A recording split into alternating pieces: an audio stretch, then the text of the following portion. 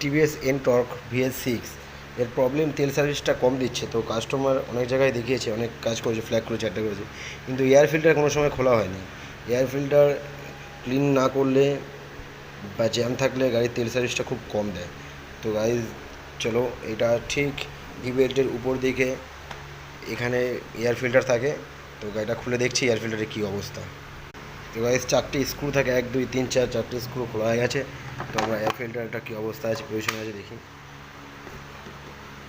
দেখেন ধুলো ভর্তি, এয়ার ফিল্টার প্রচণ্ড পরিমাণে জ্যাম হয়ে গেছে। এদিকে ঝাড়লেই বালি বেরোবে। এটা ক্লিন করে লাগালে গাড়ির তেল সার্ভিসটা অবভিয়াসলি বেটার দেবে। তো গাইস একটা সুবিধা করেছে গাড়ির মধ্যে, যে এনটর্ক VS6-এ যে এয়ার ফিল্টারের উপরে আর একটা ছোটো ফিল্টার দিয়েছে, এটাতে পুরো গার্ড করে ধুলোটা ডাইরেক্ট যায় না, তা ফিল্টারের আয়ুটা খুব ভালো থাকে।